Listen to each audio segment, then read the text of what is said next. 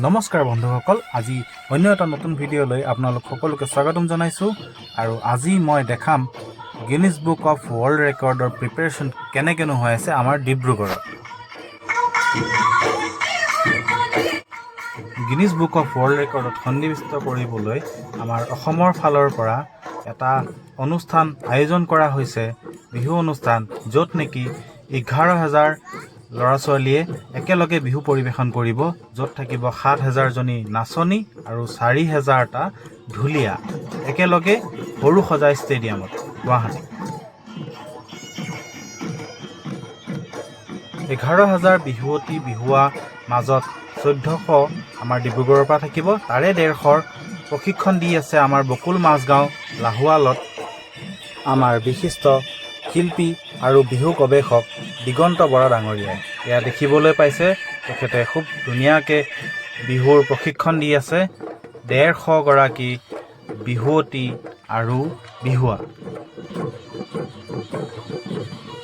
আৰু এই ঐতিহাসিক অনুষ্ঠানটোতে অংশগ্ৰহণ কৰিছে মোৰ নিজৰ সৰু ভণ্টী খুস্মিতা শইকীয়াই।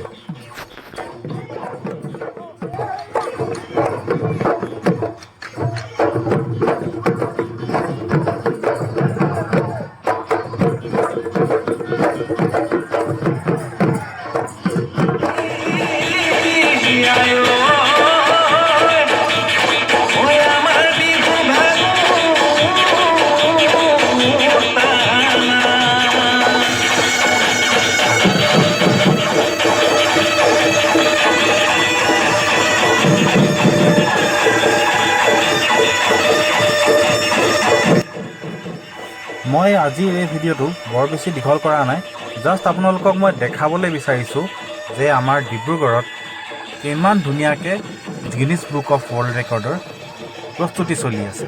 চাওক, এয়া আমাৰ মাষ্টাৰ ট্ৰেইনাৰ দিগন্ত বৰা ডাঙৰীয়াই কিমান ধুনীয়াকৈ প্লেন কৰি বহুত ধুনীয়াকৈ এটা প্ৰশিক্ষণ দি আছে। চাই খুব ভাল লাগিলে। আশা কৰিছোঁ আপোনালোকেও এই ভিডিঅ' চাই ভাল পাইছে হয়তো। চাওক, শেষৰলৈকে চাওক, আৰু যদি এই ভিডিঅ'টো ভাল লাগে লাইক এটা নিশ্চয় কৰিব বুলি আশা কৰিছোঁ।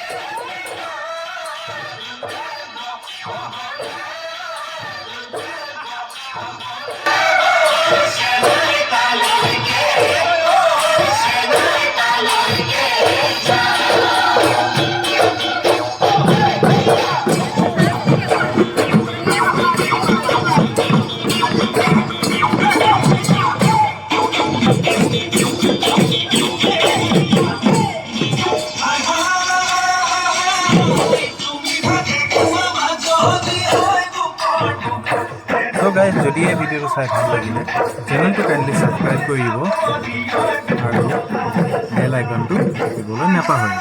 আজিলৈ এৰিছোঁ, বাই বাই।